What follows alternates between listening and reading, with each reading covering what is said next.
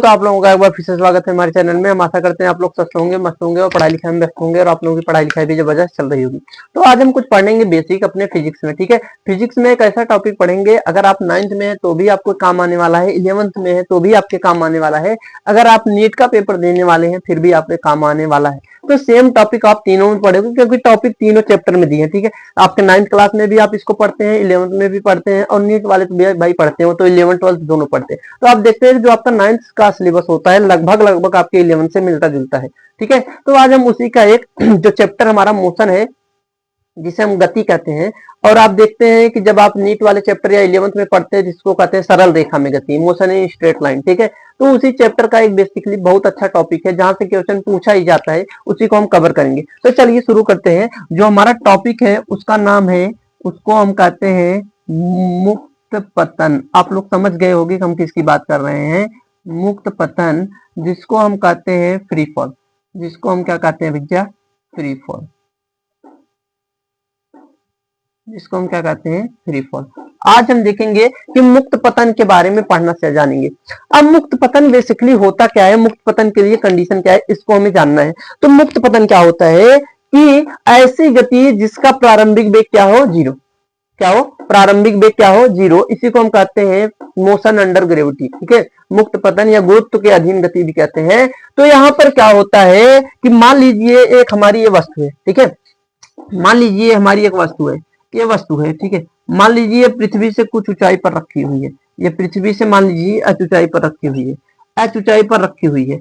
अब हमने कह दिया, ध्यान से सुनना, अब हमने कह दिया कि इसको हम वहीं से छोड़ देते हैं। इसको हम क्या कर देते हैं, यहां से छोड़ देते हैं। छोड़ने का मतलब बेसिकली ये मतलब है कि इसका प्रारंभिक वेग जो होगा जीरो होगा, यानी u का मान जो होगा वो जीरो होगा। जैसे हमने इस मार्कर को पकड़ कर रखा है। ठीक है, इस मार्कर को हमने पकड़ कर रखा है और इसको हमने यहाँ से छोड़ दिया। अभी देखिए ये क्या है, विरामावस्था में, प्रारंभिक वेग क्या है, जीरो। अगर इसको हम छोड़ते हैं तो ये फिर अपने आप वेग पे आ जाएगा। ठीक है, तो क्योंकि नीचे क्या लग रहा है, गुरुत्वाकर्षण। गुरुत्वाकर्षण इसको अपनी तरफ खींचता है तो ये नीचे जाता है। ठीक है, तो बेसिकली किसी चीज को ऐसे आप जब मुक्त पतन करते हैं, मुक्त पतन का मतलब उसका प्रारंभिक वेग क्या होना चाहिए, जीरो। मुक्त पतन की कंडीशन ही यही होती है कि अगर आपका प्रारंभिक वेग जीरो है तो इस प्रकार की गति को हम क्या कह देते हैं, मुक्त पतन।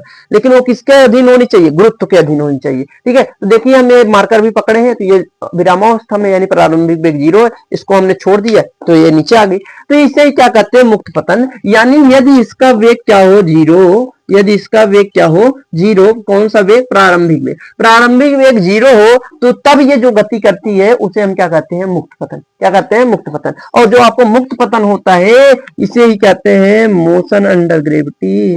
मोशन अंडर ग्रेविटी, ये आपकी जो गति होती है इसे हम मोशन अंडर ग्रेविटी भी कहते हैं, जिसे हम हिंदी में कहते हैं गुरुत्व के अधीन गति। ठीक है, तो अब आपको बेसिकली इसी के बारे में पढ़ना है। जैसे हमने किसी वस्तु को नीचे से फेंका, ऊपर गई, फिर ऊपर से फेंका, नीचे आई, कहीं से भी फेंको कहीं जाए, उसी के बारे में सारी चर्चा करेंगे। ठीक है, तो चलिए शुरू करते हैं हम अपने सवाल को करना। देखिए मान लीजिए हमारी कोई ये वस्तु है, ये हमारी कोई वस्तु है। ठीक है, अब इस वस्तु को हम क्या करते हैं, मुक्त पतन करते हैं। यानी u का मान इसका क्या है, जीरो। u का मान क्या है इसका, जीरो। u का मान इसका जीरो है। और ये यहां से अगर हमने इसको छोड़ा तो ये आई आई आई आई पृथ्वी पर आई। ठीक है, यहां तक आई, धरातल तक आई। यानी यहां से जहां से हमने छोड़ा है, यहां से धरातल की जो ऊंचाई है, ये जो धरातल की ऊंचाई है ये क्या है, h। ये क्या है, h। अब यहां से जब ये इसका वेग क्या है, जीरो, प्रारंभिक वेग क्या है, जीरो। और यहां से हमने कह दिया कि ये जब पृथ्वी पर टकराएगी तो बताइए इसका वेग क्या हो जाएगा, इसका वेग यानी अंतिम वेग क्या हो जाएगा। हमने पहला क्वेश्चन आपसे पूछा कि मान लीजिए आप अपने छत से, आपका छत और धरती के बीच जो धरातल के बीच ऊंचाई h है। ठीक है, और आप यहां से अपने छत से एक गेंद को छोड़ते हैं तो वो आपके जमीन पर टकराने से पहले, जस्ट पहले उसका वेग कितना होगा। ठीक है, तो इसको हम कैसे निकालेंगे, तो हमें पता है कि यहाँ पर क्या लगता है, ध्यान सुनना, यहाँ पर गुरुत्वाकर्षण त्वरण लगता है जिसे हम गुरुत्वीकरण कहते हैं। वो कहाँ लगता है, नीचे, जी। कहाँ लगता है, नीचे, जी। ठीक है, इसी को हम क्या कहते हैं, जी, जिसे हम कहते हैं गुरुत्वीकरण। अब गुरुत्वीकरण आपका कहाँ लग रहा है, नीचे। ऊंचाई कितनी चल रहा है, h। तो एक बात बताना कि यहाँ पर हम अब बात करेंगे जब यहाँ पर, तो यहाँ पर आपको एक दिशा को पॉजिटिव लेना पड़ेगा और एक दिशा को नेगेटिव, यानी एक दिशा को चाहे आप ऊपर पॉजिटिव मान लीजिए, नीचे को नेगेटिव, चाहे नीचे को नेगेटिव ऊपर को पॉजिटिव। ठीक है, अगर आप गलत मानेंगे तो आंसर आपका नेगेटिव में आ जाएगा, बात खत्म। लेकिन आपका आंसर सही होगा, परिमाण उसका सही होगा, लेकिन दिशा आपको गलत आएगी। ठीक है, जब आप गलत मानेंगे तो आप क्या करना है कि आपको अगर ज्यादा कंफ्यूजन हो, एक चीज हमेशा याद रखना कि आप जिस दिशा में चलते हैं उसी दिशा में पॉजिटिव मान लीजिए। आपकी गेंद जिस दिशा में गति कर रही हो, कोई भी वस्तु जिस दिशा में जा रही हो, उसी दिशा को हम क्या मान लेते हैं, पॉजिटिव, और उसके विपरीत वाले को क्या मान लेते हैं, निगेटिव। ठीक है, इसको हमने क्या मान लिया, निगेटिव, और इसको हमने क्या मान लिया, पॉजिटिव। अब ध्यान से सुनना, हमने कहा कि नीचे इसका त्वरण कितना लग रहा है, जी, ए बराबर क्या लग रहा है, जी। इसका विस्थापन देखिए, बेसिकली विस्थापन क्या हो रहा है कि ये इसकी प्रारंभिक स्थिति है और ये इसकी अंतिम स्थिति है। तो भाई अगर ये प्रारंभिक स्थिति है, ध्यान से सुनना, ये क्या है, प्रारंभिक स्थिति है, और ये क्या है, अंतिम स्थिति है, ये क्या है, अंतिम स्थिति है। ठीक है, अब बताना जरा तुम प्रारंभिक स्थिति और अंतिम स्थिति। अब प्रारंभिक स्थिति से अंतिम स्थिति की जो बीच की कम से कम दूरी होती है उसे तो हम विस्थापन कहते हैं। अब बताओ ये प्रारंभ से अंतिम ऊपर जा रहा है कि नीचे, नीचे आ रहा है, और नीचे की दिशा को हमने क्या लिया है, पॉजिटिव। तो चलिए हम देखते हैं कि यहाँ पर हम क्या देखेंगे, सबसे पहले दिया क्या क्या है, तो इसका प्रारंभिक वेग क्या दिया है हमको, 0, यू का मान क्या दिया है, 0। ये विस्थापन कितना चल रहा है, ध्यान से देखना, ये विस्थापन कितना चल रहा है, एच, प्लस का, एच की माइनस का, प्लस का, क्योंकि ये ऊपर से नीचे जा रहा है तो इसका विस्थापन भी नीचे हो रहा है, और विस्थापन नीचे हो रहा है तो नीचे की दिशा को हमने क्या मानना है, पॉजिटिव। नीचे की दिशा को हमने पॉजिटिव मानना है, यानी आपका जो विस्थापन हो रहा है वो क्या है, प्लस एच, क्या है, प्लस एच। अब जरा बताना कि इसका त्वरण कहां लग रहा है, गुरुत्वाकर्षण त्वरण कहां लगता है, नीचे, और नीचे को हमने क्या मानना है, पॉजिटिव, यानी ए बराबर जो आपका दिया है वो प्लस का जी दिया है, क्या दिया है, प्लस का जी दिया है। अब तुम्हें क्या पूछ रहा है कि वेग पूछ रहा है कि जरा बता दो हमको कि इसका अंतिम वेग क्या हो जाएगा। तो तुम बताओ गति का कौन सा समीकरण लगाओगे, तुम बताओ गति का कौन सा समीकरण लगाओगे, पहला, दूसरा, तीसरा। पहला समीकरण होता है, देखो अब तुम्हें पता कैसे करना है कि कौन सा लगेगा, जरा देखना कि पहला समीकरण होता है बी बराबर यू प्लस एटी, दूसरा समीकरण होता है यस बराबर UT plus half eighty square, UT plus half eighty square, और तीसरा समीकरण होता है वी स्क्वायर बराबर यू स्क्वायर प्लस 2as, यही होता है। अब तुम बताओ हमको कि क्या आपको v हमें निकालना है, ठीक है, u का मान दिया है, a का मान दिया है, क्या आपको t का मान मालूम है, नहीं पता है ना, t का मान तो नहीं दिया है, यानी इसको हम नहीं यूज कर सकते।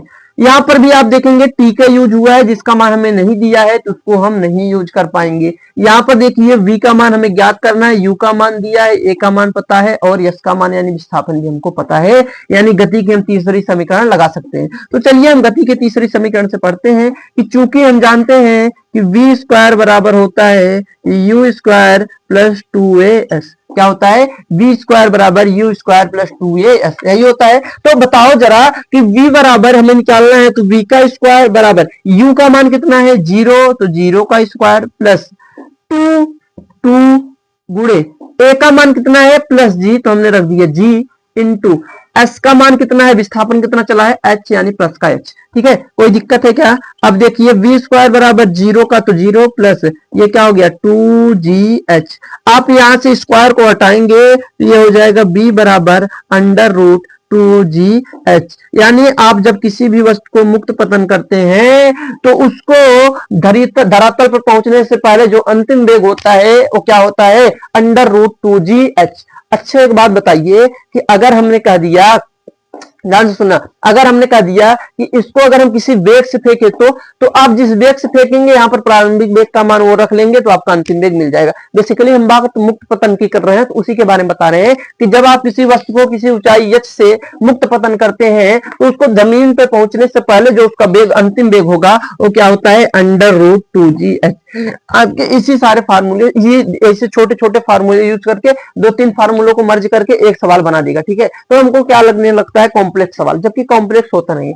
अब हमने मान लीजिए पहला चीज याद कर लिया कि इसमें हमने क्या पूछा था कि अंतिम वेग बताओ। हमने यहीं पर आपसे कर दिया कि बताइए आप इसका दूसरा क्वेश्चन क्या है कि इसको यहां से यहां तक आने के लिए, यानी आप देखिए कि यहां से यहां तक आने के लिए, इसको पृथ्वी ऊपर से नीचे धरातल तक आने के लिए समय कितना लगेगा, यानी इसको टाइम कितना लगेगा, इसको यह ऊंचाई नीचे आने में टाइम कितना लगेगा, जबकि इसका प्रारंभिक वेग क्या है, 0। तो फिर से वही आप समीकरण देख लीजिए कौन सा समीकरण लगेगा। देखिए u बराबर क्या दिया है, u बराबर क्या दिया है 0, v बराबर, v का मान अभी आप मत रखिए, हम यस का मान रख लेते हैं, यस बराबर हमें दिया है प्लस का h, ठीक है, प्लस का h।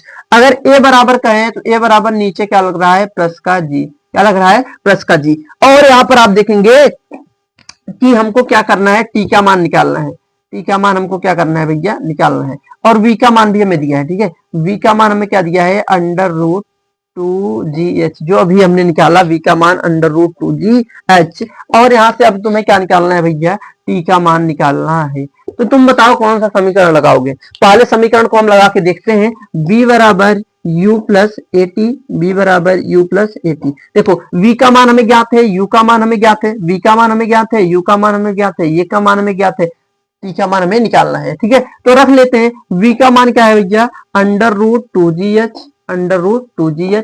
यहाँ से u का मान क्या रख देंगे 0, a का मान क्या है g, प्लस का g है तो प्लस का g इंटू टी। अब t का मान हमें निकालना है, देखिए इसको हम क्या कर देंगे अंडर रूट 2gh बराबर, ये gt में आप 0 जोड़ोगे क्या हो जाएगा gt। अब यहाँ से t का मान हमें निकालना है, ठीक है, तो g को हम इस पार लाएंगे तो ये हो जाएगा under root 2gh by g। अब आप देख सकते हैं कि g अगर एक बार बाहर है तो इसको अंडर रूट 2 बार लिख सकते हैं, अंडर रूट के अंदर लिखेंगे 2 बारी, तो एक अंडर रूट g से एक अंडर रूट g घट जाएगा, तो आपका नीचे बच जाएगा अंडर रूट g, तो उसको हम पूरा क्या लिख देंगे 2h by g, sorry 2h by g सही है। एक अंडर रूट जू से अंडर रूट जी कट गया, तो यानी आपको यहां से यहां तक आने के लिए जब मुक्त पतन करते हैं किसी भी वस्तु को किसी ऊंचाई के लिए, तो जो उसका समय होता है आप देखिए समय क्या आ रहा है under root 2h by g, under root 2h by g. अच्छे एक बात बताइए कि हम आपसे एक सवाल पूछे कि जरा बताना कि ये दोनों वस्तु है, एक ढक्कन है एक मार्कर है, आपको पता होगा कि इसका द्रव्यमान ज्यादा है इसका द्रव्यमान क्या होगा कम, भाई ये हल्का होगा या भारी होगा।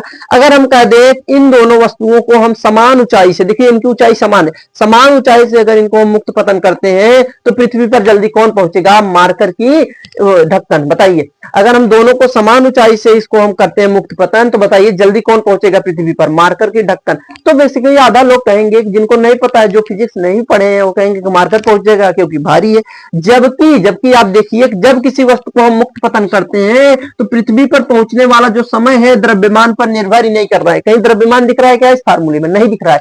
वो किसके किसके ऊपर निर्भर कर रहा है एच, उसकी ऊंचाई के ऊपर निर्भर कर रहा है। जी तो भाई कांस्टेंट है वो नहीं बदलेगा पृथ्वी के लिए, लेकिन यहाँ पर आप देखिए एच पे क्या करता है निर्भर करता है, यानी वस्तु कितनी भी भारी हो अगर आप उसकी ऊंचाई कम रखेंगे तो जल्दी पहुंचेगा, अगर आप उसकी ऊंचाई ज्यादा रखेंगे तो बाद में पहुंचेगा। आप अपने घर पे आजमा के देख लीजिएगा, एक भारी वस्तु लीजिएगा और एक हल्की वस्तु लीजिएगा, आप जब दोनों वस्तुओं को समान ऊंचाई से छोड़ेंगे तो दोनों समान समय पे क्या होंगी पृथ्वी पर पहुंचेंगी। जब आप इनको ऊपर नीचे करके छोड़ेंगे तो जिसकी ऊंचाई कम उसको नीचे पहुंचने में समय भी कम लगेगा और जिसकी ऊंचाई ज्यादा उसको ज्यादा समय लगेगा ऊपर नीचे पहुंचने में, ठीक है।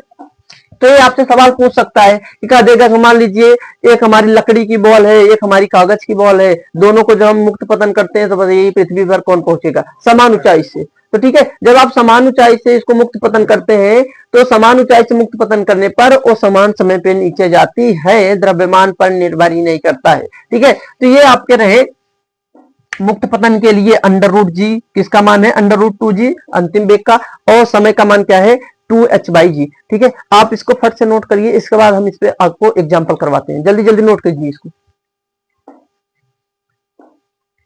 चलिए नोट हो गया होगा, अब इसको हम कर देते हैं इरिच, इसको हम क्या कर देते हैं इरिच।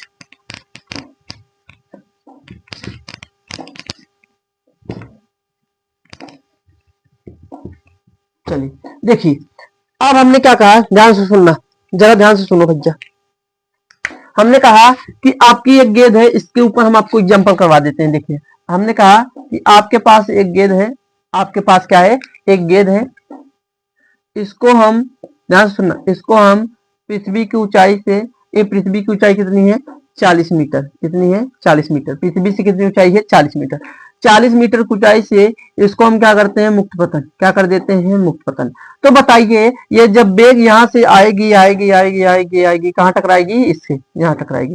तो हमने कहा दिया कि बताओ पृथ्वी पर टकराने के पहले इसका वेग कितना होगा, अंतिम वेग, और इसको यहाँ से यहाँ तक आने के लिए समय। तो पहला सवाल आपका है कि अंतिम वेग इसका कितना होगा, पृथ्वी पर पहुंचने के पहले, जस्ट पहले, टकराने से पहले अंतिम वेग यानी v का मान हमको बता दीजिए, इसका v कितना होगा, और इसका हमें t बता दीजिए, इसको पृथ्वी पर पहुंचने में जो समय लगेगा वो समय कितना होगा, एक t का मान हमें ज्ञात करना है। ठीक है, दो सवाल है। अब अभी हमने अपने फार्मूला पढ़ा कि क्या पढ़ा कि v जो अंतिम वेग होता है वो होता है v बराबर, वो क्या होता है, v बराबर under root 2gh, under root 2gh। तो यहां से आप अंतिम वेग निकाल पाएंगे कि अंडर रूट 2g का मान जो होता है, आप हमेशा याद रखिएगा कि g का मान 9.8 मीटर प्रति सेकंड स्क्वायर होता है। जब इसको हम सवाल सॉल्व कर लेते हैं तो मान लेते हैं लगभग 10 मीटर प्रति सेकंड स्क्वायर। जब आपके सवाल में न दिया हो कि ये मान रखना है तो आप 10 रख सकते हैं, लेकिन अगर आपके सवाल में इसको दिया है कि यही रखना है तो आपको वही रखना है। ठीक है, हमने रख दिया g का मान कितना 10 और h का मान कितना है 40। h का मान कितना है भैया 40। अब हमने 40 इसको कर दिया तो v बराबर क्या हो जाएगा, ध्यान सुनना, v बराबर आप इसको गुणा कर लीजिए तो 40 दूना 80 यानी 800, कितना 40 दूना 80 और 80 धामा 800 अंडर रूट 800। आप इसको क्या लिख सकते हैं, v बराबर 400 इंटू 2, ये लिख सकते हैं, 400 इंटू 2 लिख सकते हैं, 400 दूना 800 होता है, और 400 रूट का अंडर रूट का जब आप बाहर निकालेंगे तो क्या हो जाएगा 20, 20 दिशा में 400 यानी 20 रूट 2 मीटर प्रति सेकंड इसका अंतिम वेग हो जाएगा। बोलो किसी को डाउट है यहाँ तक। अब वैसे आप समय निकाल लीजिए। हमने समय क्या पढ़ा कि t बराबर क्या होता है, समय, अभी हमने फार्मूला क्या पढ़ा, t बराबर क्या होता है मुक्त पतन के लिए अंडर रूट 2h बाई जी। मुक्त पतन के लिए समय क्या होता है, अंडर रूट 2h बाई जी। तो अगर यहाँ से t बराबर हम निकाले तो ध्यान सुनना 2 इंटू h का मान यहाँ पर कितना लिया है 40 मीटर, कितना है 40 बटे 10। आप एक जीरो से एक जीरो काट दीजिए, एक जीरो से एक जीरो काट दिए तो यहाँ पर बताइए समय कितना लगा अंडर रूट 8, कितना लगा अंडर रूट 8। आप इसको अगर बाहर निकालेंगे तो t बराबर क्या हो जाएगा 2 रूट 2 सेकेंड। बोलो किसी को कहीं दिक्कत है क्या, बोलो कहीं किसी को दिक्कत है क्या। आप इसको फट से नोट करिए, इसके बाद हम और सारा एग्जाम्पल करेंगे आपको। ठीक है, कर लीजिए, हो गया। चलिए अब इसको हम करते हैं इरेज। ठीक है, इसको हमने क्या कर दिया भैया इरेज, इसको हमने क्या कर दिया इरेज। चलिए अच्छा एक बात बताइए, अगर यही सवाल हम आपको यहाँ से पूछे, ध्यान सुनना, अगर इसको हम यहाँ से पूछे, जरा देखना, ये मान लीजिए आपकी पृथ्वी है, थोड़ा नीचे से लेते हैं, ये पृथ्वी है। अब देखिए एक सवाल में हम कैसे आपको सब सवाल सॉल्व कराते हैं। देखिए ये क्या है, देखिए इसको हमने यहाँ से फेंका, इस बॉल को हमने यहाँ से फेंका और इसका हमने जो प्रारंभिक वेग का, अब हमने नीचे से फेंक रहे हैं, पृथ्वी से फेंक रहे हैं ऊपर। अब पृथ्वी से हमने धरातल से किसी चीज को कितने से फेंका 40 मीटर प्रति सेकंड के वेग से फेंका, कितने से 40 मीटर प्रति सेकंड के वेग से फेंका। ठीक है, 40 मीटर प्रति सेकंड यानी उसका प्रारंभिक वेग कितना है 40। अब बताओ जब आप किसी वेग को ऊपर फेंकोगे तो ये क्या होगी, जाएगी ऊपर, जाएगी ऊपर, जाएगी। अब ध्यान से सुनना, ऊपर जाएगी जाएगी जाएगी जाएगी, ऊपर गई ऊपर गई, हमने कह दिया कि ऊपर गई। ठीक है, ये ऊपर जा रही है, ऊपर गई ऊपर गई गई गई गई। तो आप देखते हैं कि एक समय बाद क्या होता है कि वो एक ऊंचाई जाने के बाद फिर वहां से नीचे आने लगती है। क्यों नीचे आने लगती है जरा बताएंगे, अभी रुक जाओ जरा। तो मान लीजिए यहाँ पर क्या हो गया, ये यहाँ से लौटी, यहाँ से लौट गई। ठीक है, यहाँ से क्या हो गई, लौट गई, और फिर कहाँ आई, नीचे आई नीचे आई नीचे आई नीचे आई नीचे आई, और फिर ये कहाँ टकरा गई। ठीक है, अब ध्यान से सुनना भैया कि यहां से जब इसको हमने 40 फेंका, जब इसको हमने 40 से फेंका तो हम आपसे पूछ सकते हैं कि बताइए ये कितने सेकंड बाद नीचे लौटेगी, ये कितने सेकंड बाद यहाँ पे इसका वेग 0 होगा। भाई जब किसी का वेग देखिए, जब हम किसी वस्तु को ऊपर फेंकते हैं, मान लीजिए इस मार्कर को हमने ऊपर फेंका फेंका फेंका, देखो जब हम इसको फेंकते हैं तो ये ऊपर जाता है ऊपर जाता है ऊपर जाता है, एक समय बाद इसका वेग क्या हो जाता है 0। जब इसका वेग जहां 0 होता है वहीं से क्या आने लगता है नीचे। देखिए जब हम इसको ऊपर फेंके तो ये गया गया ऊपर गया, लेकिन एक समय बाद इसका वेग क्या हो गया, जीरो। तो जहां इसका वेग जीरो हो जाता है, मान लीजिए इसको हम फेंकेंगे, जाएगा जाएगा जाएगा, जहां इसका वेग जीरो होगा वहां से फिर ये कहां लगेगा, नीचे। तो यानी जब इसको हमने 40 मीटर प्रति सेकंड के वेग से फेंका, तो अगर ये यहां से पलटी मार रहा है तो मतलब यहां इसका वेग क्या हुआ होगा, जीरो। अंतिम वेग क्या हुआ होगा, जीरो। तो हमने यही पूछ लिया कि आपसे बताओ टी बराबर कितने सेकंड पे ये पलटी मारेगा, टी बराबर कितने सेकंड पर ये पलटी मारेगा, यानी टी बराबर कितने सेकंड पर इसका वेग क्या होगा, जीरो। तो ये आपको ज्ञात करना है, ठीक है। और दूसरा सवाल सुनिएगा कि इसको अपनी, अभी इसी सवाल को हम कैसे कर सकते हैं कि बताओ इसको अधिकतम ऊंचाई, मान लीजिए इसने अधिकतम ऊंचाई कितनी तय की, एच। ये क्या है, एच। बताइए कि हमको ये अधिकतम ऊंचाई एच तय की है, और इस एच को तय करने में बताइए इसको अधिकतम ऊंचाई तक पहुंचने में कितना समय लगेगा, ठीक है। और आपसे ये अधिकतम ऊंचाई भी पूछ सकते हैं, अभी सबको निकालना बताएंगे, ठीक है। और हमने कहा दिया कि अगर हमने 40 से फेंका है तो बताइए कितनी देर तक गेंद हवा में रहेगी, यानी ये ऊपर गई फिर भी हवा है, फिर यहां से नीचे आएगी, फिर आएगी, फिर यहां भी हवा बढ़ेगी। तो बताइए कुल समय कितने, टाइम ऑफ फ्लाइट, अगर जिसे हम कहते हैं time of flight, time of flight, या फिर इसी को कहते हैं हम टोटल टाइम। यहां से ऊपर गई तब भी हवा में थी, फिर नीचे आई, नीचे यहां तक हवा में थी, यानी इसको ऊपर जाने और नीचे आने में कुल कितना समय लगा, जिसको हम कहते हैं उड्डयन काल। क्या कहते हैं, उड्डयन काल कितना होगा, यानी कुल समय कितना होगा। तो अब बताइए आप लोग इसको सॉल्व कैसे करेंगे, ठीक है, कैसे सॉल्व करेंगे। तो देखिए इसमें क्या है कि दो ट्रिक है, दो चीजें हैं। आप एक तो पूरा जो मोशन का तीनों इक्वेशन है उससे आप सॉल्व कर सकते हैं कैलकुलेशन करके। अगर आप कैलकुलेशन नहीं करना चाहते, टाइम बचाना चाहते हैं, तो हम आपको ऐसी ट्रिक बताएंगे कि आपको जस्ट देख के आप बता लेंगे कितने सेकंड बाद ये रुकेगी, कितने सेकंड इसको पूरा लगेगा ऊपर से नीचे जाने में, और कितना दूरी जाएगी, कितने दूरी आएगी, ठीक है। तो चलिए इसको पहले हम आपको इक्वेशन से प्रॉपरली पूरा सॉल्व करके बताते हैं कि कैसे होगा, ठीक है। तो जरा देखिएगा कि यहाँ पर हमने क्या कह दिया है कि ये 40 से हमने किसी भी चीज को फेंका है, कहां, ऊपर फेंका है। 40 से कहां फेंका है, ऊपर। अब ध्यान से सुनिएगा, 40 से जब हमने ऊपर फेंका है तो इसको हम क्या करेंगे, देखिए 40 से हमने ऊपर फेंका है, तो अब यहाँ पर इसका प्रारंभिक वेग क्या दिया है, जीरो। यहाँ पर टाइम ऑफ फ्लाइट हम अभी मिटा देते हैं, पहले हमें निकालना है कि इसको अधिकतम ऊंचाई प्राप्त करने पे क्या होगा, समय कितना लगेगा। अधिकतम ऊंचाई पे इसका वेग कितना हो जाएगा, जीरो, यानी इसका प्रारंभिक वेग क्या है। अब हमने कहा था जिस तरफ आप जाएंगे, गेंद आप जिस तरफ जाएगी उस तरफ पॉजिटिव मानिएगा, तो हमने इधर क्या मान लिया, पॉजिटिव। इधर हमने क्या मान लिया, ऊपर की दिशा में क्या मान लिया, पॉजिटिव। नीचे की दिशा को हमने क्या मान लिया, नेगेटिव। अच्छा नीचे क्या लगेगा, नीचे आपका गुरुत्वाकर्षण त्वरण लग रहा होगा जी। अरे भाई इसी के कारण तो गति उसकी धीमी होती है, ठीक है। जब त्वरण आपका वेग की दिशा में लगता है तो उसको हम त्वरण कहते हैं। और जब त्वरण, मान लीजिए, देखिए मान लीजिए आपकी गाड़ी है, आपकी गाड़ी जा रही है, इस दिशा में वेग है और इसी दिशा में त्वरण भी है, तो त्वरण क्या करता है, वेग को बढ़ाता है। क्या करता है, वेग को बढ़ाता है। जब त्वरण और वेग दोनों समान दिशा में हो तो त्वरण का मान क्या होता है, सॉरी वेग का मान क्या होता है, बढ़ता है। लेकिन अगर आपका वेग इस दिशा में है और त्वरण आपका इस दिशा में लग रहा है, तो इसे ही, इस त्वरण को जब विपरीत दिशा में लगता है इसको हम कह देते हैं मंदन, बोले तो रिटार्डेशन कह देते हैं इसको, एक्सीलरेशन, और इसको रिटार्डेशन यानी मंदन कहते हैं। मंदन का मतलब ये वेग को क्या करता है, कम। तो जब वेग और त्वरण आपके समान दिशा में होंगे तो आपकी वेग क्या होगी, बढ़ेगी, गति बढ़ेगी। लेकिन आपका वेग और जब त्वरण असमान मतलब विपरीत दिशा में होंगे तो आपका वेग क्या होगा, घटेगा। तो आप यहां से देखिए कि आपका वेग ऊपर है, ऊपर 40 से फेंका है, लेकिन त्वरण क्या लग रहा है, नीचे 10 लग रहा है, जी का मान नीचे लग रहा है, यानी धीरे धीरे आपका वेग क्या होगा, कम। और जितना त्वरण लगता है उतने से प्रति सेकंड में आपका बढ़ जाए। मान लीजिए हमने कह दिया, ध्यान सुनना, हमने कह दिया कि आप बताओ कि इसका वेग 10 मीटर प्रति सेकंड है। कितना वेग है, 10 मीटर प्रति सेकंड, और इसी में इसका त्वरण है 2 मीटर प्रति सेकंड स्क्वायर। तो हमने कहा दिया कि बताओ 5 सेकंड बाद इसका वेग कितना हो जाएगा। तो एक बात बताना कि इधर वेग है और इधर ही त्वरण है, तो वेग बढ़ेगा घटेगा, वेग बढ़ेगा।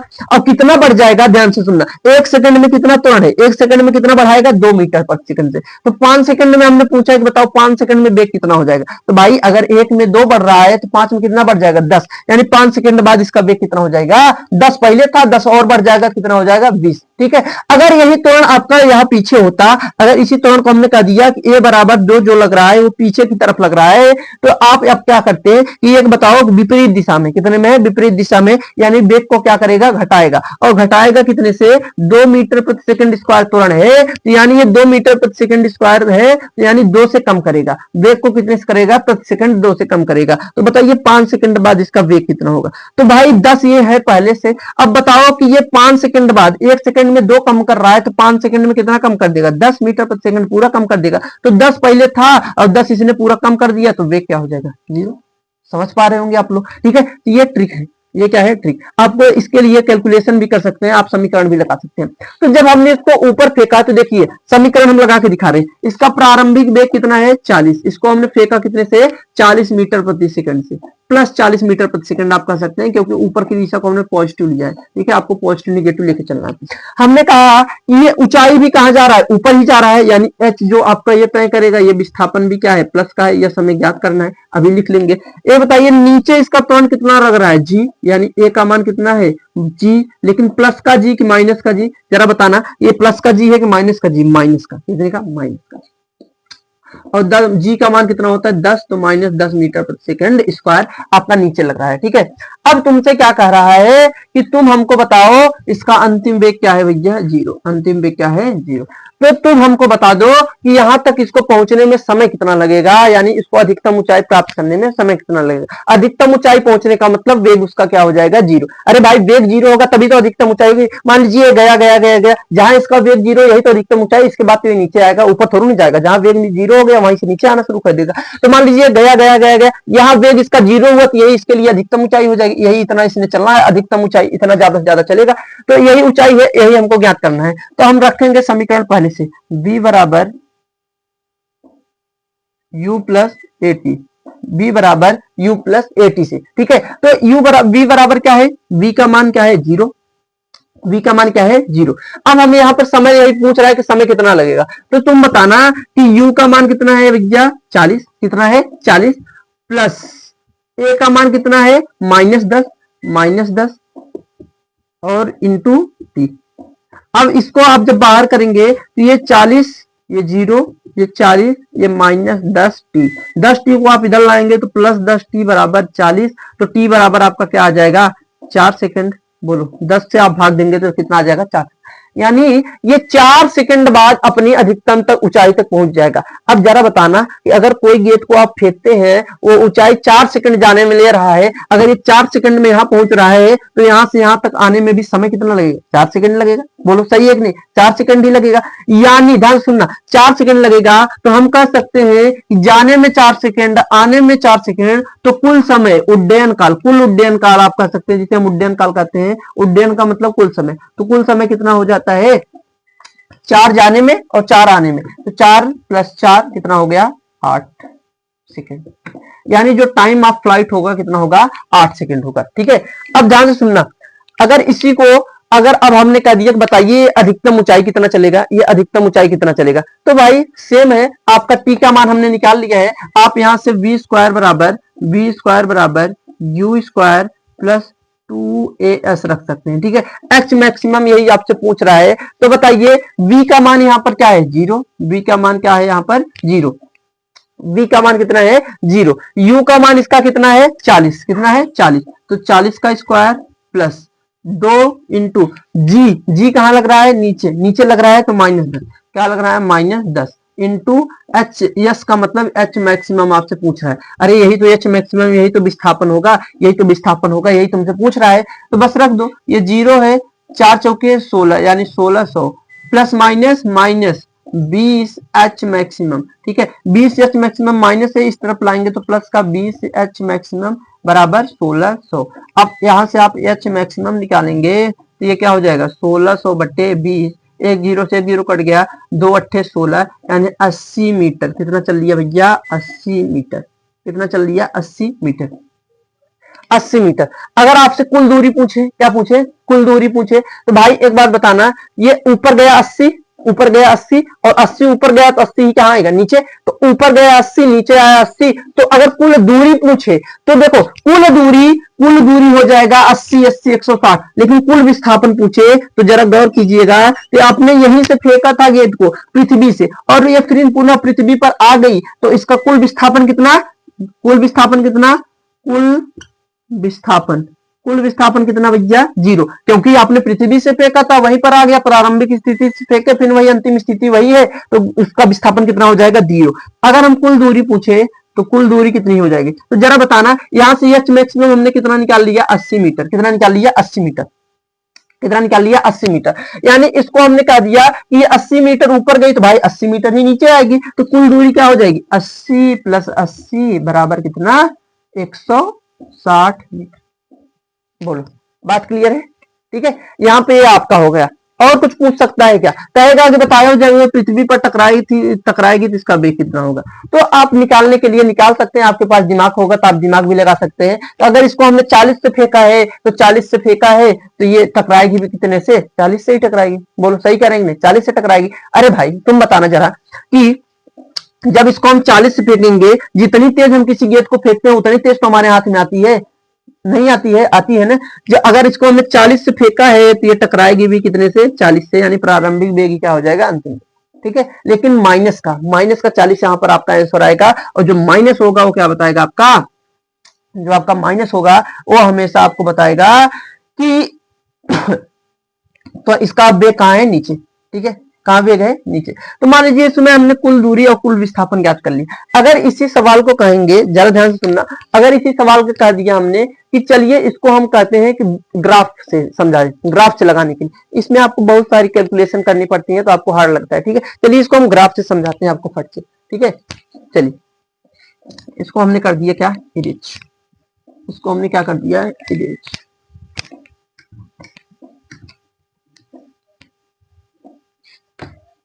देखिए हमने कहा दिया कि ये आपकी कोई गेंद है, ये कोई आपकी क्या है, गेंद है, इसको हमने कहाँ फेंका है, 40 मीटर प्रति सेकंड से ऊपर फेंका है, कितने से, 40 मीटर प्रति सेकंड ऊपर फेंका है, 40 मीटर प्रति सेकंड से ऊपर फेंका है। नीचे त्वरण कितना लगता है, जी, ए का मान कितना होता है, जी, और जी का मान कितना, -10। -10 क्यों लिए हैं, अभी बता रहे हैं, 10 मीटर प्रति सेकंड। जब आप इसको 40 से फेंकेंगे तो ऊपर जाएगी, ऊपर जाएगी, ऊपर जाएगी, ऊपर गई, ऊपर गई, गई, फिर वहां से लौट के आई, फिर यहाँ पर पृथ्वी पर पहुंच के टपका, ठीक है।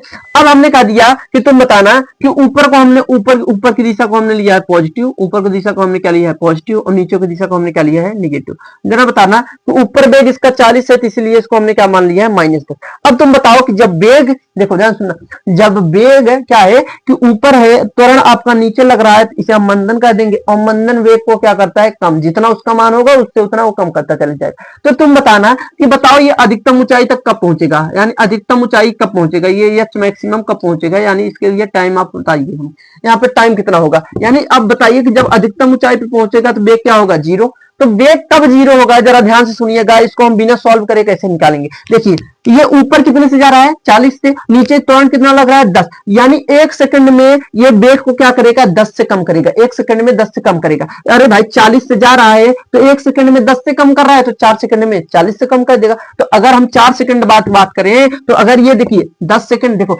इसका त्वरण कितना लग रहा है, 10, नीचे लग रहा है, यानी 10 से कम करेगा। अगर ये त्वरण इसके वेग की दिशा में होता है ये 10 से बढ़ाता है, लेकिन 10 से कम कर रहा है। तो देखो 40 से हमने फेंका था और 10 से नीचे त्वरण लग रहा है तो 10 से कम करेगा, तो 1 सेकंड में 10 कम, तो 4 सेकंड में 40 कम, 40 कम हो जाएगा तो 40 में से 40 घटा देंगे तो कितना हो जाएगा, 0। तो बताइए कि t बराबर कितने सेकंड में, t बराबर 4 सेकंड में इसका वेग क्या हो जाएगा, 0, यानी t बराबर 4 सेकंड में अधिकतम ऊंचाई तक पहुंच जाएगा। अब जरा बताना कि t बराबर 4 सेकंड अगर अधिकतम ऊंचाई के लिए है तो कुल टाइम कितना हो जाएगा, 4 जाने में 4 आने में, कितना कुल समय, 8 सेकंड हो गया, 8 सेकंड हो गया। अब हमने कह दिया कि बताइए इसके द्वारा कुल विस्थापन तथा कुल दूरी हमें बताइए, कुल विस्थापन तथा कुल दूरी बताइए। तो आप उसे देख के बता सकते हो, विस्थापन इसका 0 होगा क्योंकि इसको हमने यहाँ से फेंका था, यहाँ से आ गई, वहीं पर आ गई, तो क्या हो गया, 0 विस्थापन। लेकिन आप ध्यान से सुनिएगा, दूरी के लिए आपको कैलकुलेशन करनी ही पड़ेगी। या तो आप पहले इसको निकाल लीजिए, फिर इसको इतना पूरा जोड़ दीजिए, क्योंकि दूरी ऋणात्मक होती नहीं है तो उसकी दिशा कोई नहीं होती, तो दूरी को हम ऋणात्मक लेंगे नहीं, तो जितना ये इतना ये, इन दोनों को जोड़ देंगे तो हमारी दूरी अलग अलग निकल आएगी। अभी हमने जैसे सॉल्व करके बताया था। अगर इसी को हम कह दें कि आपको ग्राफ विधि से बनाना है, कितने विधि से, ग्राफ विधि से करना है, तो चलिए हम करते हैं ग्राफ विधि से। कितने से, ग्राफ विधि से। अब जरा ध्यान से सुनिएगा ग्राफ विधि क्या कहती है। देखिए इसको हम थोड़ा इरेज करेंगे, फिर उसको उधर बनाएंगे, ठीक है। इसको हम इरेज करके इधर बनाते हैं। देखिए हमने कहा कि बताइए इसको हमने कितने से फेंका है, 40 मीटर प्रति सेकंड से फेंका, 40 मीटर प्रति सेकंड से ऊपर फेंका है। ये भाई ऊपर जाएगी, ऊपर जाएगी, ऊपर जाएगी, फिर एक समय बाद ये ऊपर से नीचे आएगी, नीचे आएगी, नीचे आएगी, फिर कहाँ जाएगी, पृथ्वी पर टकरा जाएगी, ठीक है। ये इसका अंतिम वेग हो गया मान लीजिए। तो हमने कहा कि 40 से फेंका है, नीचे त्वरण कितना लग रहा है, जी बराबर कितना लग रहा है, 10। अब भाई हमें पता है कि 10 नीचे लग रहा है, ये ऊपर है, तो ये घटाएगा, यानी यहां से इसको अंतिम ऊंचाई तक पहुंचने में कितना समय लगा, 4 सेकंड। अरे एक सेकंड में 10 कम करेगा, 4 सेकंड में 40 कम करेगा, 40 था, 40 में 40 कम कर देंगे, 0, यानी वेग का मान यहाँ क्या हो गया, 0। तो टी बराबर कितना हो गया, 4 सेकंड, यानी 4 सेकंड में ये अधिकतम ऊंचाई तक पहुंच जाएगा।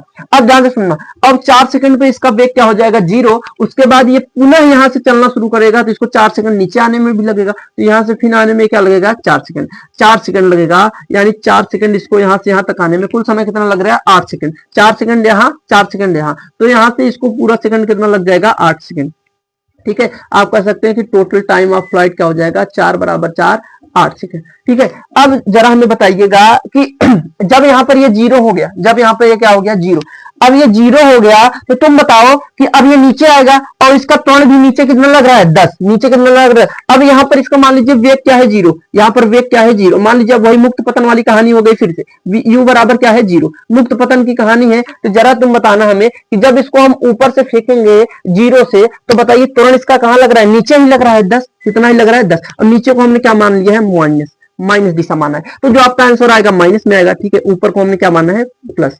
अब जरा बताना कि ये 0 से नीचे हमने अब फेंका है, अब तुम बताओ कि इसको ऊपर जाने में कितना लगेगा था, 4 सेकंड, तो अब ये इसको नीचे आने में भी कितना लगेगा, 4 सेकंड। तो इसका वेग 0 है, त्वरण भी इसी नीचे ही लग रहा है, तो यानी त्वरण बढ़ाएगा, और त्वरण बढ़ाएगा कितना वेग बढ़ाएगा, 1 सेकंड में 10, 1 सेकंड में कितना बढ़ाएगा, 10। तो इसको यहां से यहाँ आने में समय कितना लग रहा है, 4, तो 4 सेकंड में कितना बढ़ा देगा, 40, कितना बढ़ा देगा, 40, यानी ये जब टकराएगा यहाँ से, तो इसका वेग क्या हो जाएगा, 40, दिशा नीचे है, तो -40 मीटर प्रति सेकंड। बोलो यहाँ तक बात क्लियर है। चलिए आइए इसको हम ग्राफ विधि से करके दिखाते हैं। अब इसमें आपसे पूछा है कि कुल दूरी, हमें कुल विस्थापन बता दो, कुल दूरी तथा कुल विस्थापन, कुल दूरी तथा कुल विस्थापन हमको ज्ञात करना है। तो चलो अब देखो हम ग्राफ बनाते हैं। ग्राफ किसके किसके वेग में आएंगे, वेग और समय के बीच में। वेग हमें दिया है, समय हमें पता है, तो वेग और समय के बीच में हम क्या बना लेते हैं, ग्राफ। क्या बना लेते हैं, ग्राफ। जरा देखिएगा ये आपका ग्राफ, ये आपका क्या बना रहे हैं, ग्राफ। अब देखो जब हमने समय 0 रखा, ये समय है, इस दिशा में हम समय को लेकर चलेंगे, किसको लेकर चलेंगे, समय को, और इसको हम लेकर चलेंगे वेग। क्या है, वेग। भाई ये 0 है, ऊपर पॉजिटिव नीचे नेगेटिव। अब जरा बताना तुम कि जब इसको हमने वेग इसका देखो, समय कितना था, 0, प्रारंभिक वेग। जब समय 0 था, जब समय क्या था, 0, समय 0 था, तो इसका वेग कितना था, 40। समय 0 था तो वेग कितना था, 40, यानी समय 0 पे हमने वेग कर दिया 40। कितना कर दिया भैया, 40। समय वेग कितना कर दिया, 40। अब जरा तुम बताना, जब इसको हम फेंकेंगे ऊपर तो 10 से कम होता जाएगा, तो यानी 1 सेकंड में 30, यानी अब जब जैसे जैसे सेकंड, मान लीजिए समय है 1 second, 2 second, 3 second, 4 second, 5 second, 6 second, 6 second, ये 7 सेकंड, और यहाँ पर ये क्या हो गया, 8 सेकंड। क्या हो गया भैया, 8 सेकंड, ठीक है, 8 सेकंड। अब तुम बताना, जरा हमको बताना कि देखिए कि हमने इसको 40 से फेंका था, कितने से, 40 से। समय जब 0 था, प्रारंभिक समय 0 था, तो इसका वेग प्रारंभ में कितना था, 40। और आप देखेंगे कि 4 सेकंड बाद, यानी समय कितना पहुंच गया, 4 सेकंड, और इसका वेग कितना हो गया, 0। 4 सेकंड बाद वेग कितना हो गया, 0। तो आप देख सकते हैं कि जब हमने इसको 40 से, समय 0 तो वेग 40 था, लेकिन जब समय 4 हुआ, समय कितना हुआ, 4 सेकंड, तो वेग कितना हो गया, 0। तो यानी ये घट रहा है, घटेगा घटेगा घटेगा घटेगा, 4 सेकंड में वेग क्या हो गया, 0। तो देखो पहले 40 था, जब समय 0 तो वेग 40, जब समय 4 हुआ तो वेग 0, तो जब समय 4 हुआ तो वेग क्या हो गया, 0। अरे भाई वेग इस दिशा में लिए है, तो ये वाला देखिए हमने 0 कर दिया, y अक्ष क्या हो गया, 0। अब देखिए जब 0 हो गया तो अब इसका फिर से समय बढ़ना शुरू हुआ, 4 के बाद 5वां सेकंड चलेगा, 6वां सेकंड चलेगा, 7वां और 8वां, यहां तक आने में इसको कितना सेकंड लगा, 8 सेकंड। पूरा मिलाकर कितना लग गया 4, 4 यहां जाने में 4 यहां आने में, यानी पूरा कितना लग गया 8 सेकंड। तो जरा बताना कि 8वें सेकंड बाद फिर 4 सेकंड बाद इसका वेग 4 पे 0 था, लेकिन 5 पे फिर बढ़ा, 5 पे 10 हुआ, फिर 10 से बढ़ेगा, फिर 20, फिर 30, फिर 40, यानी 8 सेकंड में इसका वेग कितना हो गया 40, लेकिन दिशा कौन सी है नीचे की, कौन सा 40 -40। तो हमने कह दिया कि मान लीजिए ये 8 सेकंड है और 8 सेकंड में इसका वेग कितना हो जा रहा है भैया, 8 सेकंड में आप देखेंगे तो इसका वेग कितना हो जा रहा है -40, क्योंकि नीचे आ रहा था तो क्या हो गया -40। देखो ऊपर गया, देखिए मान लीजिए हमने यहाँ पर लिख दिया ये 30 है, ये 20 है, ये 10 है, ठीक है। फिर यहाँ से ये -10, ये -20, ये -30, ये आपका वेग है और -40। तो जरा बताना कि जब हमने यहाँ पर फेंका, तो जब हमने यहाँ पर फेंका इसको, तो बताओ 1 सेकंड में वेग कितना कम हो जाएगा, 1 सेकंड में वेग कितना कम हो जाएगा 10, क्योंकि तुरंत नीचे लग रहा है। तो 1 सेकंड बाद वेग कितना हो जाएगा 30, 2 सेकंड बाद 20, फिर 3 सेकंड बाद 10, 4 सेकंड बाद 0, 10 से कम हो रहा है तो 0। तो यहाँ पर 4 सेकंड बाद हमने क्या कर दिया वेग 0। देखो 1 सेकंड में वेग कितना हो जाएगा 30, दूसरे सेकंड में कितना हो जाएगा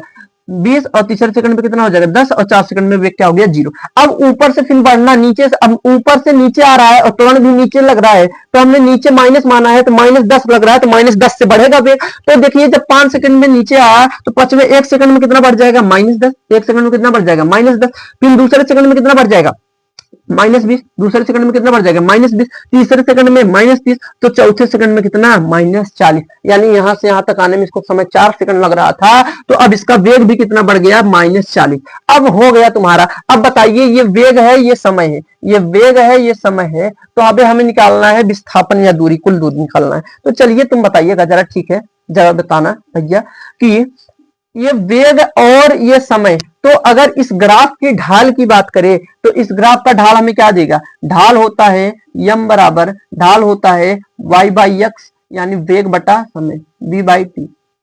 तो आप देख सकते हैं कि v/t क्या होता है हमारा त्वरण, जबकि हमें त्वरण नहीं चाहिए। यानी अगर इसका हम क्षेत्रफल की बात करें, अगर इस वेग और समय के क्षेत्रफल की बात करें, तो इस ग्राफ का जो ढाल क्षेत्रफल होता है, इस ग्राफ का क्षेत्रफल वेग इंटू समय, वेग इंटू समय हमें क्या देता है विस्थापन। यानी क्षेत्रफल का मतलब होता है गुणा करना, दोनों अक्ष का गुणा कर देना, क्षेत्रफल निकालना हो गया। और ढाल निकालेंगे तो y/x कर देंगे, y अक्ष की चीज x से भाग देंगे, ठीक है। तो अगर इसका हम निकालें क्षेत्रफल, तो इस ग्राफ का क्षेत्रफल हमें क्या दे देता है वेग इंटू समय, वेग इंटू समय बराबर क्या होता है विस्थापन, क्या होता है विस्थापन, ठीक है। तो अगर इसका हम क्षेत्रफल निकाल लें तो अब हमारे लिए सवाल आसान हो गया, बस हमको क्षेत्रफल निकालना है, दूरी और विस्थापन हमें पता चल जाएगा। अब जरा ध्यान से सुनना, ऊपर की चीजें के लिए प्लस लिए हैं तो कोनो दिक्कत नहीं, ऊपर हम प्लस निकालेंगे, ठीक है। जरा देखना, जरा देखिएगा भैया,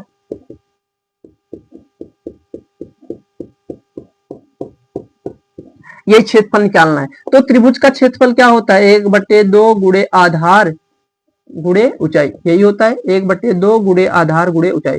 तो तुम बताना कि 1/2 गुणे आधार, अभी इसके लिए निकाल रहे हैं इस त्रिभुज के लिए, तो इसके लिए आधार कितना है 4, ये कितना है 4 गुणे ऊंचाई कितनी है प्लस का 40, तो प्लस का 40, तो काट दो 2 दूनी 4, तो 40 दूना 80, यानी इसका क्षेत्रफल कितना आ गया 80। यानी ये जो विस्थापन निकल का है इसके लिए कितना आया 80 मीटर, कितना आया 80 मीटर। आप इसके लिए सेम सॉल्व करेंगे, इसका क्षेत्रफल निकालेंगे 1/2 गुणे आधार गुणे ऊंचाई, 1/2 गुणे आधार गुणे ऊंचाई, तो 1/2 गुणे आधार कितना है देखिए, अब यहां से ले रहे हैं यहां से यहां तक, तो 8 में से 4 गए 4, ऊंचाई कितनी है, ऊंचाई कितनी है देखिए, ऊंचाई कितनी है -40, कितना है -40, तो -40, तो 2 दूनी 4, -80 मीटर, कितना हो गया -80 मीटर। अब तुमसे कुल विस्थापन पूछा है, क्या पूछा है भैया कुल विस्थापन, क्या पूछा है कुल विस्थापन। तो तुम बताना कि ऊपर विस्थापन पॉजिटिव, विस्थापन सदिश राशि है तो उसके लिए हम दिशा का विशेष ख्याल रखेंगे। ऊपर का पॉजिटिव, ऊपर वाली की दिशा, और नीचे वाली, तो भाई ऊपर का पॉजिटिव है नीचे का नेगेटिव है, तो कुल विस्थापन हो जाएगा 80 प्लस -80। भाई ऊपर का 80 है नीचे का -80 है, तो जोड़ देंगे, तो अब आप देखेंगे 80 प्लस -80, तो 80 क्या हो जाएगा 0, यानी कुल विस्थापन क्या हो गया 0। ये तो हमने पहले बेसिकली बता दिया था, किसी चीज को आप यहां से फेंक रहे हैं या पुनः वही पृथ्वी पर आ जा रही है तो विस्थापन तो 0 होगा। अब बताइए दूरी सदिश राशि होती है कभी, दूरी सदिश होती है कभी, भाई वो किस दिशा में चल रहा है हमसे कोई मतलब नहीं रे, वो चल रहा है बस चल रहा है, अगर उसने कहीं भी चला, मान लीजिए हमने यहाँ से यहाँ गए फिर यहाँ गए, तो दूरी कितनी हो गई, 2 कदम चल ली, लेकिन विस्थापन शून्य, क्योंकि जहां से चले थे वहीं आ गए तो विस्थापन क्या हो गया, शून्य। लेकिन दूरी क्या हो गई, दूरी हमने 2 कदम चल लिया, एक इधर एक इधर, क्योंकि दूरी अदिश राशि है और इसमें हम दिशा का ख्याल नहीं रखते हैं। तो दूरी में हम जितने भी क्षेत्रफल निकालेंगे सबको जोड़ देंगे, ठीक है। तो कुल दूरी आप निकालेंगे, तो कुल दूरी में आप क्या कर देंगे कि 80 + 80 बराबर कितना हो जाएगा, 160 मीटर, ठीक है। आपको विस्थापन निकालना हो तो ऊपर वाले जितने क्षेत्रफल हो सबको जोड़ देना है, उसमें से नीचे वाले को जोड़ के हटा देना। लेकिन आप जब दूरी निकालेंगे तो ऊपर और नीचे सबको जोड़ देंगे, आपका विस्थापन और कुल दूरी निकल आएगा, ठीक है। तो आप अब कहीं से सवाल पूछे आप बता सकते हैं। अगर पूछे कि 1 सेकंड बाद इसका वेग कितना होगा, तो भाई 1 सेकंड में कितना घट रहा है, 10 से, तो 1 सेकंड बाद 10 से घट जाएगा, तो 1 सेकंड में कितना हो जाएगा, 1 सेकंड बाद 30 हो जाएगा। 2 सेकंड बाद इसका वेग पूछे तो 2 सेकंड बाद 2 से 20 घट जाएगा, 20 हो जाएगा। और 3 सेकंड बाद 30 घट जाएगा, यानी 40 में से 30 घटा दोगे 10 हो जाएगा। और 4 सेकंड में कितना घट जाएगा, 40, तो 40 में से 40 घटा दोगे तो 4 सेकंड बाद वेग क्या हो जाएगा, 0। अब फिर यहाँ से मुक्त पतन शुरू करना हुआ, तो बताइए, कहेगा कि अब बताइए 5वें सेकंड, ये 4 तो सेकंड हो गया, अब यहाँ से 5वां सेकंड चालू होगा, 4 से 1 सेकंड, 1 सेकंड और चला, 1 सेकंड में कितना, -10, भाई नीचे जा रहा है तो -10 वेग हो गया, -10 से बढ़ाएगा, फिर वेग कितना, 20, देखिए माइनस तो चिन्ह बता रहा है दिशा, और नीचे जा रहा है तो 20, तो 1 सेकंड में कितना बढ़ा, 10, दूसरे में 20, 3 सेकंड में 30, फिर चौथे में जब चौथे पे टकराएगा तो वेग कितना हो जाएगा, 40, 40 नीचे जा रहा है तो वेग माइनस होगा, ठीक है। तो आप इसको चाहे वेग विधि से कर लीजिए, चाहे उसे समीकरण लगा के कर लीजिए, चाहे इसे ग्राफ बना के कर लीजिए। ग्राफ वाला हमको लगता है कि सरल रहेगा इसमें, क्योंकि बहुत ज्यादा समीकरण नहीं लगाने होते, बस आप ग्राफ बनाए उसके बाद क्षेत्रफल निकालिए, आपको कुल दूरी कुल विस्थापन पता चल जाएगा। तो आई होप आप लोगों को वीडियो अच्छी लगी होगी। अगर वीडियो अच्छी लगी है तो लाइक एंड शेयर कर दीजिएगा और सब्सक्राइब भी चैनल को कर दीजिएगा। ऐसे ही हम आप लोगों को ट्रिक लाते रहेंगे, ठीक है। थैंक यू, धन्यवाद।